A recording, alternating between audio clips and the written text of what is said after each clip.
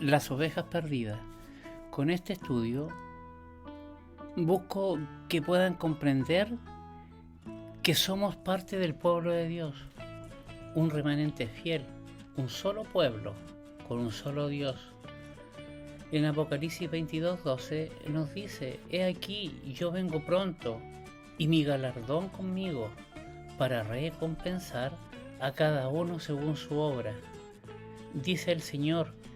En este estudio entenderemos paso a paso cómo se identifica al pueblo de Dios y entenderemos escrituras que muchas veces no vemos y malinterpretamos.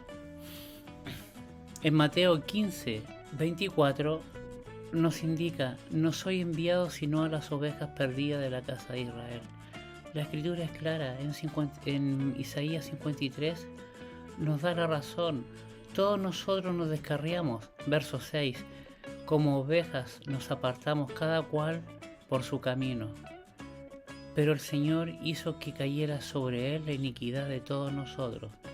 Si miramos detenidamente el versículo anterior, podremos ver que él se está hablando de un ser divino, sino ¿quién podría cargar el pecado de toda la humanidad? Cuando preguntamos quién es Israel, no tenemos una sola respuesta. Algunos dicen que es el pueblo de Dios, otros dicen que es un país que está en Medio Oriente y que solo está en guerra, otros dicen que son los judíos. También vamos a escuchar decir que era el antiguo pueblo de Dios, pero como fueron desechados, hay un nuevo pacto. Otros dirán que son la iglesia. ¿Y tú quién dice que es Israel? Solo tómate un momento. Claro, en todas estas respuestas hay algo de razón, pero no consideramos las escrituras en su forma más profunda. La verdadera respuesta que nos da para reconocer a los verdaderos hijos de Israel, a los Bené Israel, a veces olvidamos o pasamos por alto que Israel son 12 tribus que forman el pueblo de Israel.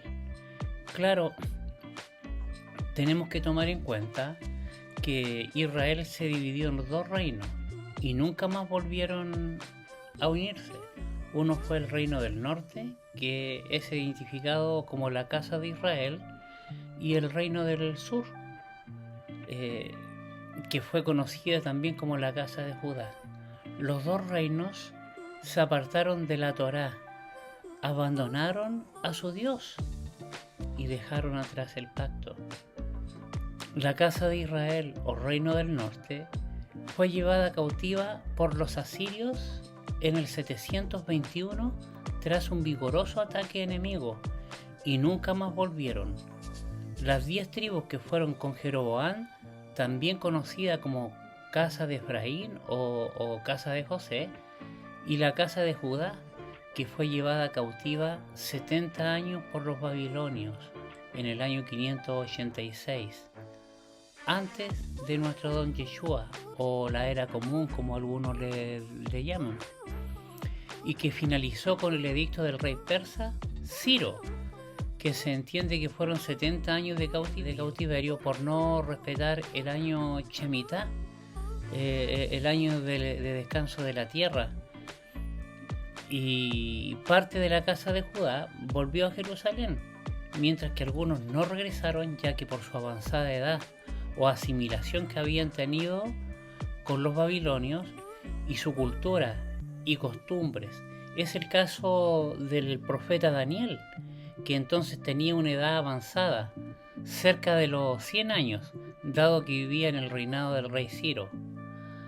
A partir del 539, antes de nuestro don Yeshua, su muerte se sitúa más o menos en el tercer año del soberano, vale decir, entre el 536 y el 530, antes de la era común, como ya les dije.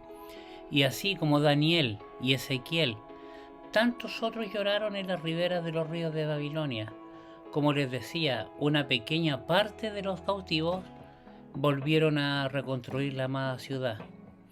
Como téngase presente, la casa de Judá no reconoce a Daniel como profeta, ya que habla de la muerte del Mesías, y tenemos que tomar en cuenta que todo lo que hable del Mesías de Yeshua, la casa de Judá lo va a rechazar, como está escrito. Sin embargo, así como la casa de Israel fue llevada cautiva, igual que su hermana la rebelde Judá, la promesa fue unirlas en algún tiempo futuro desconocido en ese tiempo para ellos, así como hoy en día para muchos. Entonces, nos preguntamos cómo, cuándo y por qué. La respuesta te va a sorprender. Quédate hasta el final, amado hermano. En Jeremías 33 nos dice: porque aquí vienen días, dice el Señor, cuando restauraré el bienestar de mi pueblo, Israel y Judá, el pueblo del Señor. El Señor dice también: los haré volver a la tierra que di a sus padres y la poseerán.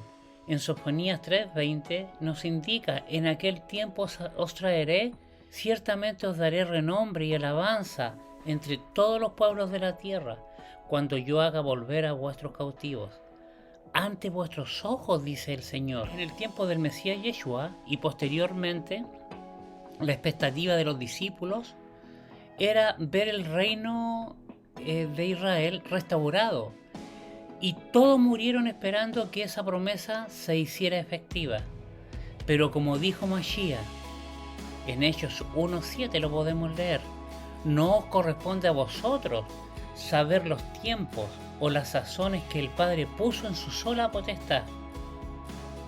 Nosotros no alcanzamos a dilucidar, como seres de carne y hueso, como seres temporales, la grandeza del pueblo de Israel, el pueblo que eligió ya, tal como la parábola del hijo pródigo.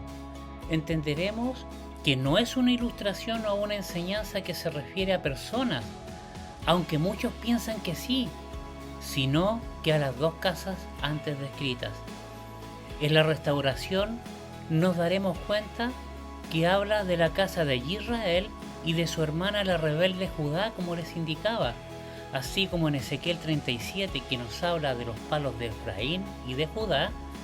Pero antes de seguir, los invito a que revisemos un verso en Ezequiel 18:27, y nos indica: y cuando el impío se aparta de la maldad que ha cometido y practica el derecho a la justicia, ciertamente salvará su vida. En Isaías 1:18, ¿quién no lo ha leído? Venid a mí, luego, dice el Señor, y estemos a cuenta, razonemos. Si vuestros pecados fueren como la grana, como la nieve serán emblanquecidos, y si fueren rojos como el carmesí, vendrán a ser como blanca lana.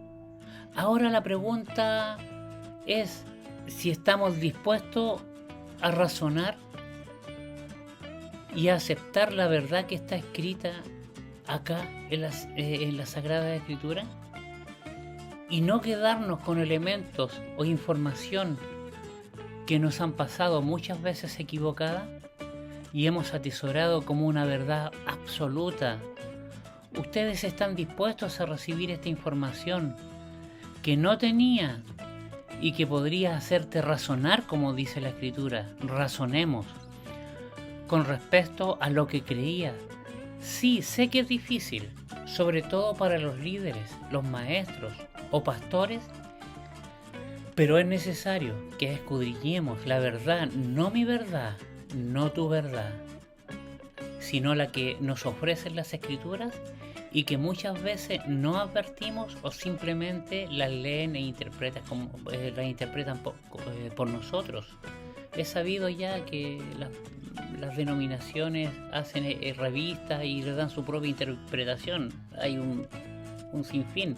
En el tiempo del primer siglo, el pacto renovado Brit Hadashah, malamente llamado Nuevo Testamento, se estaba desarrollando, y la fuente para consultar y para comparar la Torá, los escritos y los profetas, los Nevín y los Ketubín, la gente tenía y le llegaba este mensaje para comparar, era la Torá, y lo utilizaban para saber si se alineaba o no con lo que se estaba diciendo.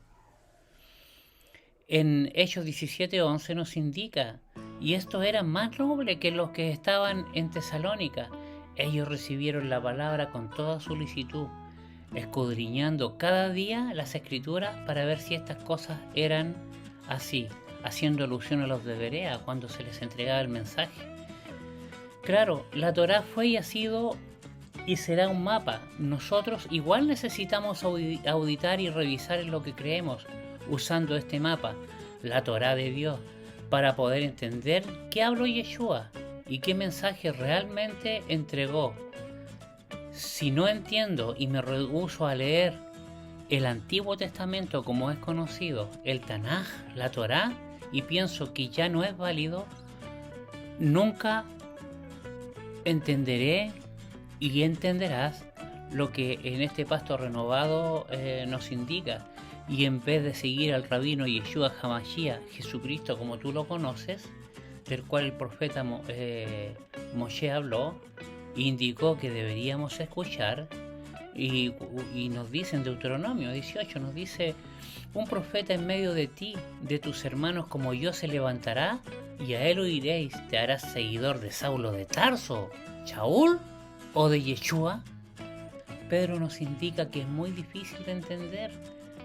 Pablo, en 2 de Pedro 3:16 nos dice: Pablo escribe sobre estos temas en todas sus cartas, pero a veces hay cosas en ellas muy difíciles de entender, que los ignorantes y débiles en la fe cambian el significado de las enseñanzas de Pablo y de las otras escrituras. Las otras escrituras son el Tanaj o Antiguo Testamento, causando así su propia destrucción. ¿Tú entiendes a Pablo? Vemos cómo hoy en día se cambian las cartas de Pablo, indicando que la Torá está terminada, que los mandamientos de Dios son para los judíos, que los gentiles están bajo gracia. Pero para entender tendremos que empezar desde el principio, donde se inicia el Bereshit, Génesis. Como tú lo conoces, sabemos que las escrituras deben estar alineadas con la ley y los profetas. Cuando nos aferramos a algo que no cuadra con lo anterior, o solo tomamos lo que consideramos que nos sirve, estamos rechazando al Dios de Israel.